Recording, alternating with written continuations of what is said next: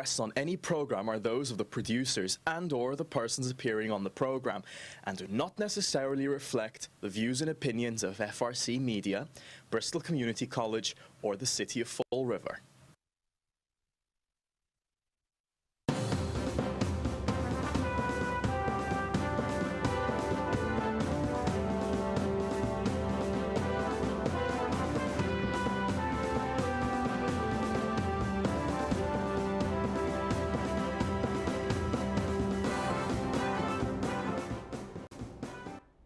Hello, and welcome to Spindle City Straight Talk. I'm CJ. And I'm Chip. And we have a lot of information for you today. As you all know, the recall has been moving forward here in the city, and another 1,600 signatures were turned in to the city clerk's office on Tuesday. That brings the count of signatures that have been turned in to approximately 3,700 signatures. When Liz Camaro was asked, who is the chairwoman of the city's elections commission, we asked how many signatures had already been certified, and she said, "I'm not releasing any numbers until after the deadline date." And right now she has more important priorities, which is the upcoming state primary election on September 9th. So I have to ask myself, if you can't handle this, why aren't you calling out and asking for some help? I did check with the Secretary of State's office first thing this morning in regards to that request for help and what their position would be if the city's election commission said that they're slightly overwhelmed because of the recall and the state primary. And they said that they've received no requests for help, they've received no information that they're overwhelmed, but that if a request was made, they'd be more than happy to offer some suggestions on how to handle this primary, which I found quite helpful and quite informative. Chip. Well, apparently the city doesn't really want to go there because they may get a suggestion they don't like getting this job done so the people can speak. Actually, on that note, I did speak to a sitting city councilor and a former city councilor about this process, and also because I've participated in this process before with the petition for the removal of the fire chief's position from civil service.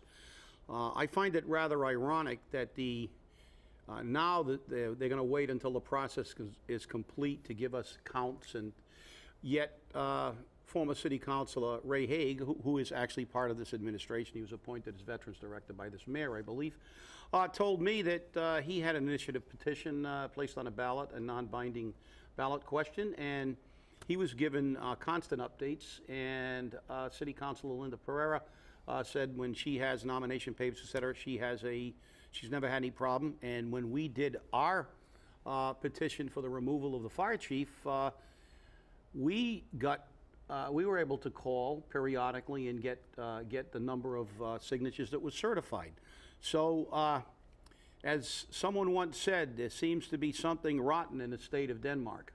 Well, yeah, it's very interesting too because, as you remember, the mayor did state on the radio that he will not see any more than 40% of the signatures certified. And statements like that are just driving people in Fall River to go out and get more and more signatures, so that even with 40% of the signatures certified, you're still going to meet the necessary minimums. But telling the people that really basically says, in my opinion, and again, opinions are like anuses, everyone has one and they all stink, that I don't care what you want, it's what I want. And I think that's the message that has been coming down from the Taj Mahal of Government Center on a regular basis. And I'm using that statement very loosely because it was used yesterday in the elevator with the mayor by a city citizen who turned around and said that to the mayor when he asked for the 6th floor. And he says, well, that's what you call it. Not very good. But I have a question that nobody at this table can answer, but poses some very interesting thoughts to me. Could anyone tell me out there why Congressman David Cicilline from the Rhode Island 1st District was on the 6th floor of Government Center yesterday? And why he, when leaving Government Center, didn't stop to answer any questions. He just kept walking and ignored people. And then, what was he doing here? Since when is Fall River part of the Rhode Island District, or Rhode Island 1st District? And what business could Congressman Cicilline be doing in the city of Fall River? Questioning minds want to know. Well, I think actually people in the 1st Congressional District of Rhode Island should be asking that question too. Probably they should be informed of that. I think that if their congressman is here, he should be spending his time in his own district. And although, we can speculate that, our mayor has many, many ties in Rhode Island. They did a fundraiser of him in Rhode Island, $500 a plate. So I don't know, maybe he's friendly with the congressman. But, the fact is, we always have to question when high-ranking public officials show up, especially when in a situation where the mayor is facing a recall and there are issues. Maybe he's looking for political advice. Maybe he's looking to run for Congress. Who knows? Who knows? But a bit of misinformation that came out of the Flanagan camp last night, and again, I should say allegedly, the Flanagan camp, because the mayor keeps disavowing all these statements from the page, no recall, or keep Mayor Flanagan, or whatever they want to call it this time. They say that according to the standards set by the National Fire Protection Agency, or whatever they are. Association. Thank you very much, Chip. You would know them very well. That Fall River exceeds the necessary minimums with our fire complement so far. So the mayor has done a good job there. Chip, I have no clue on that particular bit of information, but I know you are very intimate with that. Yes. Actually, I've probably got about 40,000 pages of studies from the National Fire Protection Association and other organizations, various fire departments on staffing levels, on manning levels, on fire loss levels with undersized crews, on response times and manning levels. The standard from the National Fire Protection Association is the 1710 standard. That is the most misunderstood, misquoted, and statute I've ever seen. Standard, actually. It's not a law. It's a guideline. And it's a guideline about manning, and it talks about how many people you need at a fire. But the reality is, if you take the time, which I'm sure the people who posted this have never read the National Fire Protection Association handbook, which is about this thick, and I did. It's part of the mandatory study material for lieutenant, captain, and chief, among others. Manning is predicated not only on, there are many factors, response time, number of men, but also it depends on the amount of men present initially within the first parameter of 3 to 5 minutes. And it's also, what's also factored in is the individual community. What these,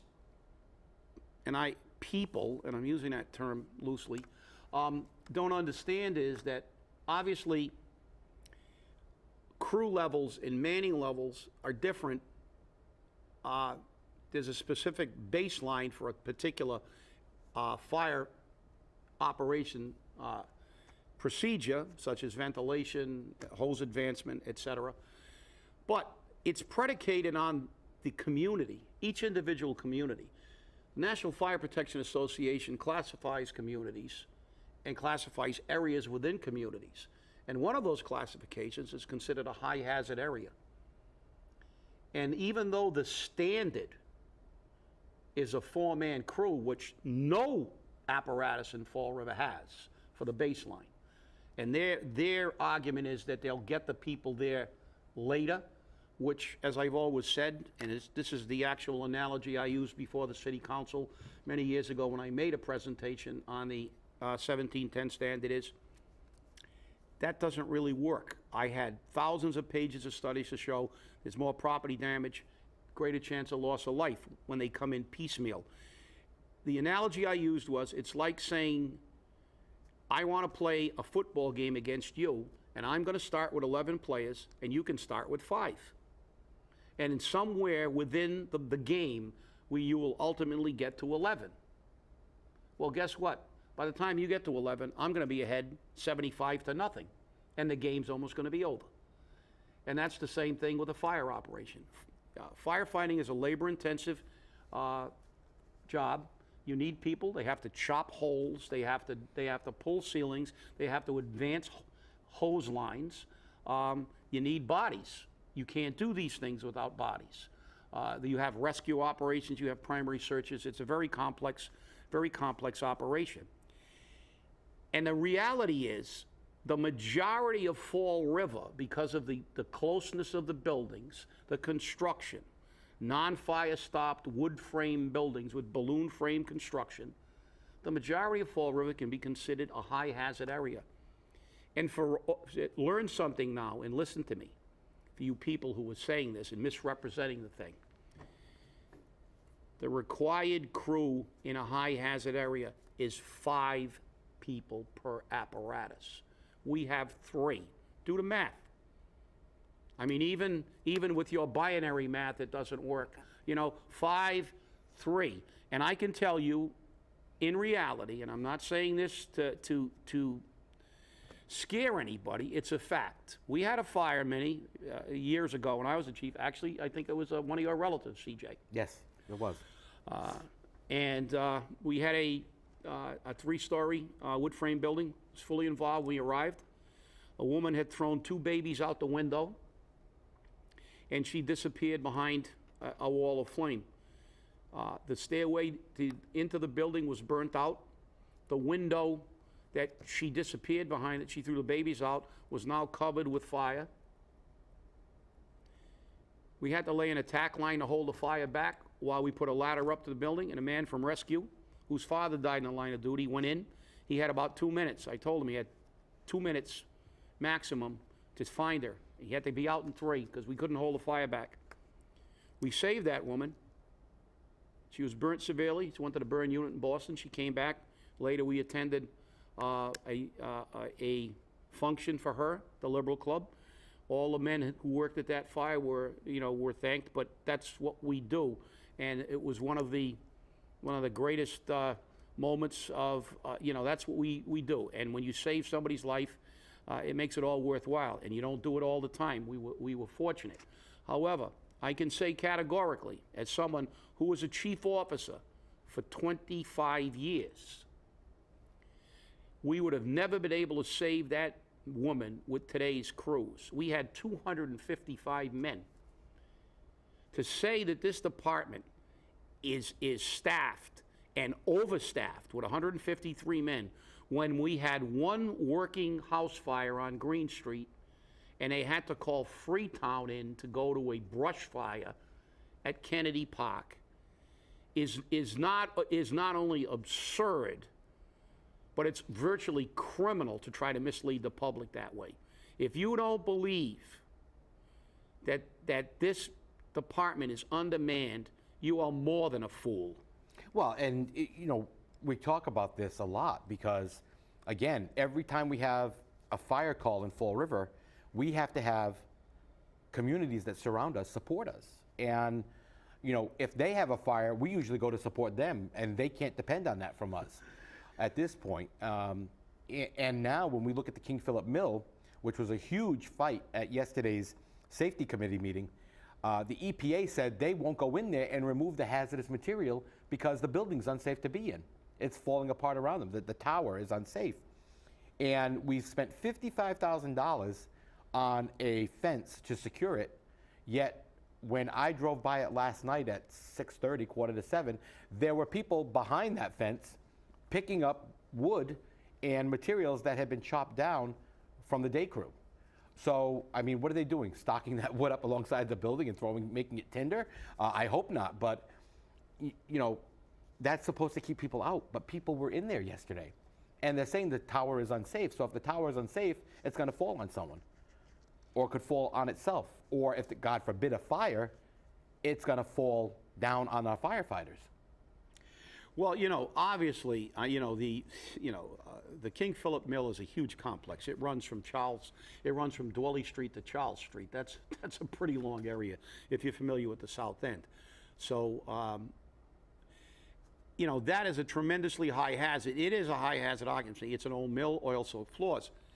And the reality is, if we had a department that was fully staffed, you know, we could at least begin to evacuate and do things properly. But the fact is that now, we used to provide mutual aid because we were a larger department. We used to provide mutual aid even on first alarms at any working fire to Somerset, Tiverton, because at one time Somerset didn't have an aerial ladder, so if they had a high building, we had to send an aerial.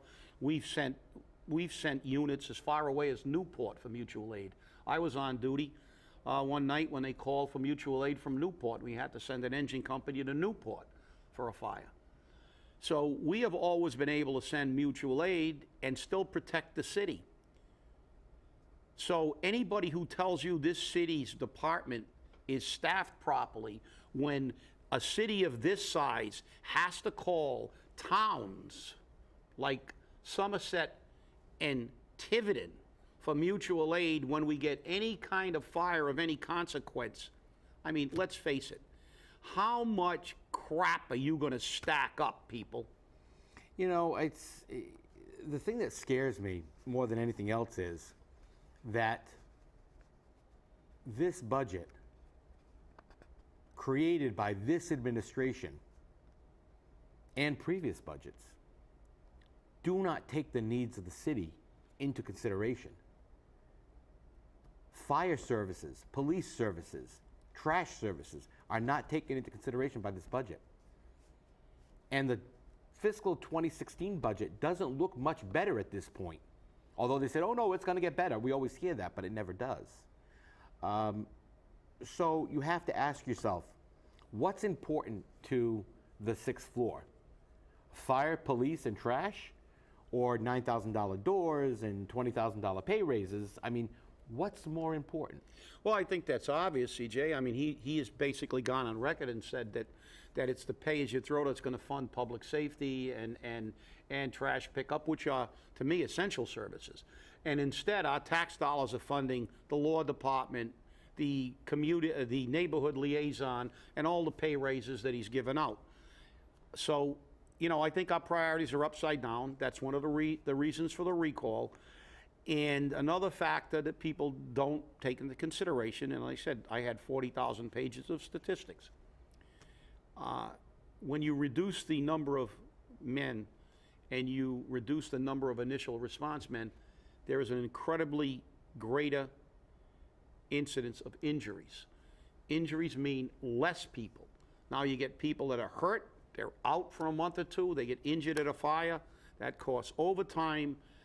It also reduces the available amount of men overall, and it's a vicious cycle. And I think that, you know, when they begin, look, if you want to say that you love the way this guy is governing, and you believe that the answer to everything is to raise taxes all the time, and we have to make a choice of always raising taxes or losing essential services rather than maybe streamlining government and not giving everybody in the world a $20,000 pay raise and creating all kinds of jobs for your cronies. If you want to say that's okay, go ahead.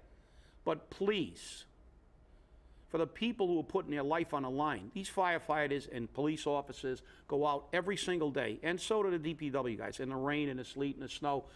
They're out there every day doing their job.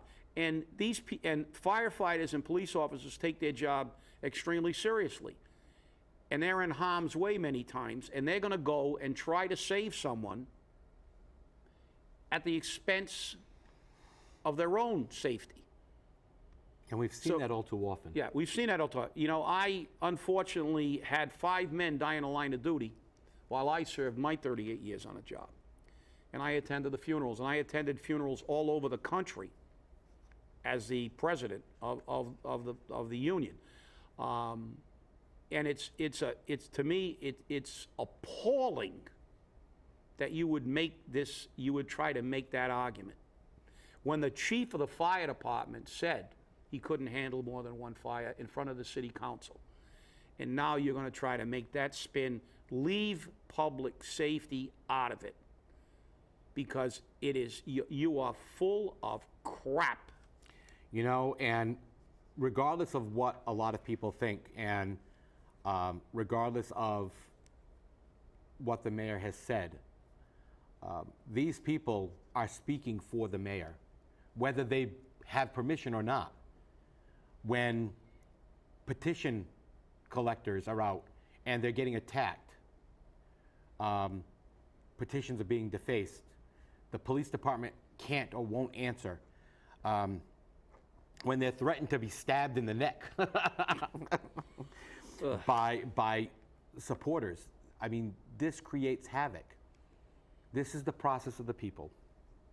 But to digress a little bit on this, we faced several challenges over the past couple of days, past week.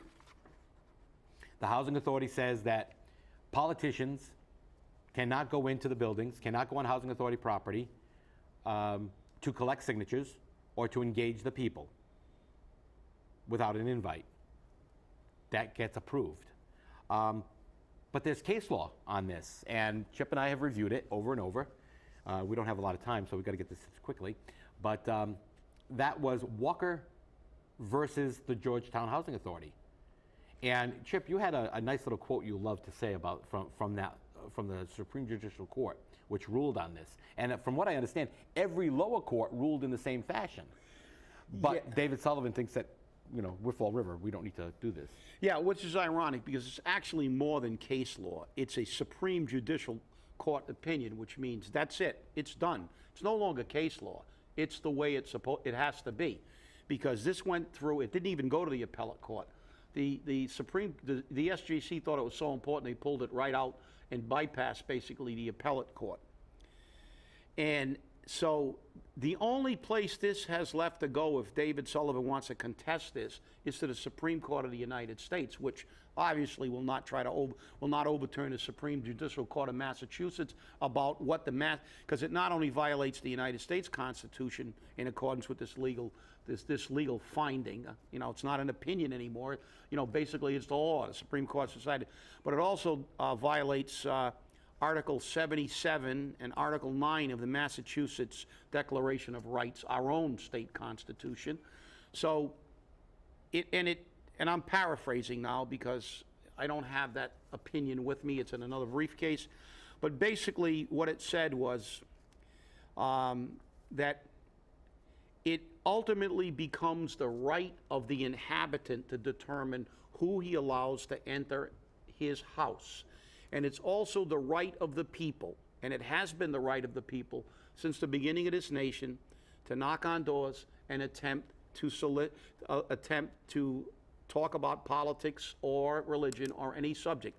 So the ultimate right rests with the individual occupant of that dwelling, and no housing authority has the right to abrogate that with any kind of regulation, because that's exactly what the Georgetown Housing Authority tried to do.